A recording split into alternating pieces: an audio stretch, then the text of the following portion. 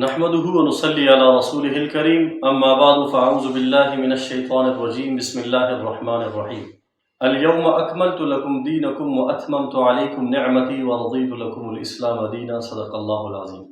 اللہ تبارک و تعالیٰ نے کائنات کو پیدا کیا اور اس زرزمین پر انسان کو تخلیق کیا اور انسان کے لیے ساری کائنات کو مسخر کیا۔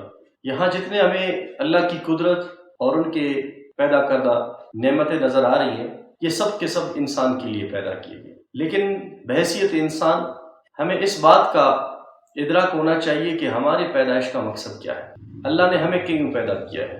تو اس کے لیے بھی اللہ تبارک و تعالیٰ نے واضح ہدایات انسانوں کو دی ہے۔ وہ ہدایات انسانوں سے ہی منتخب کردہ شخصیات کو اللہ پاک نے چنا ہے اور ان کو نبوت و رسالت کے منصب پر سرفراز فرما کر اپنے ہدایات کو وحی کے ذریعے بھیجا ہے۔ 1,24,000 کم و بیش انبیاء کرام دنیا میں آئے، مختلف اقوام، مختلف علاقوں میں انسانیت کو راہ راست پر اور ان کی مقصد تخلیق کو بتایا اور سمجھایا۔ آخری نبی جناب رسول اللہ صلی اللہ علیہ وسلم کے ذریعے دین اسلام کی تکمیل ہوئی اور قیامت تک آنے والے تمام انسانوں کے لیے رہنما اور ان کی ہدایت کے لیے بہترین مذہب دین اسلام ہے۔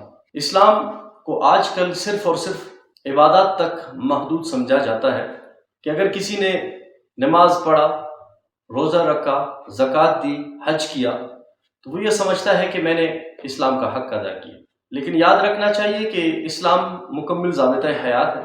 بنیادی طور پر جن شعبوں میں ہماری وہ رہنمائی کرتا ہے، اگر ہم اجمالی طور پر اس کا جائزہ لیں تو سب سے پہلے نمبر پہ ہمارے عقائد ہوتے ہیں کہ ہمارا نظریہ اور عقیدہ کیسا ہونا چاہیے۔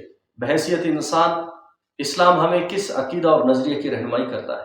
عقائد کی درستگی ضروری ہوتی ہے اور اس کے بعد کا مرحلہ آتا ہے عبادات کا، کہ عبادات ہمیں کیا کیا کرنا چاہیے اور اس کا طریقہ کار کیا ہے۔ اسلام نے اس حوالے سے بھی مکمل رہنمائی کی اور اس کے بعد اعمال کا مرحلہ آتا ہے کہ اعمال کیسے ہونی چاہیے۔ یہ معاملات زندگی کے کسی بھی شعبے سے ہو سکتے ہیں، چاہے انسان کا اجتماعی زندگی ہو یا انفرادی زندگی ہو۔ اور اجتماعی زندگی میں آپ کا معاملات اگر سیاست سے ہو، معاشرت سے ہو، معیشت سے ہو، سماج سے ہو، آئلی زندگی سے ہو، غرض زندگی کے ہر شعبے میں جہاں جہاں اجتماعی معاملات ہوتے ہیں، قرآن و سنت ہماری رہنمائی کرتی ہے۔ اور اسی طرح ہمارے انفرادی جو مسائل ہیں اور انفرادی زندگی ہے، اسلام اس حوالے سے بھی ہمیں مکمل رہنمائی کرتا ہے۔ اور اس کے بعد مرحلہ آتا ہے اخلاقیات کا، کہ اخلاقیات ہمیں کیسے رکھنی چاہیے بحیثیت انسان کہ اعلیٰ اقدار اور اعلیٰ اخلاق پر ہم فائز ہوں، کہ ہمارے اندر بغض، حسد، کینہ، عداوت یہ نہ ہو اور ہم اعلیٰ اخلاقی صفات کے مالک ہوں، کہ ہم سچ بولیں، ہم صداقت پر قائم ہوں، ہم امانت داری کی پاسداری کریں، محبت، رواداری، عفو، درگزر اور خلوص، یہ ہمارے بنیادی اخلاقی اقدار ہیں۔ تو بحیثیت مسلمان جب ہم ان 4 چیزوں کو مد نظر رکھیں گے تو پھر ہم کامیاب ہوں گے اور ہماری زندگی دنیاوی اعتبار سے بھی کامیاب ہوگی اور اخروی اعتبار سے بھی کامیاب ہوگی۔ وآخر دعوانا الحمدللہ رب العالمین۔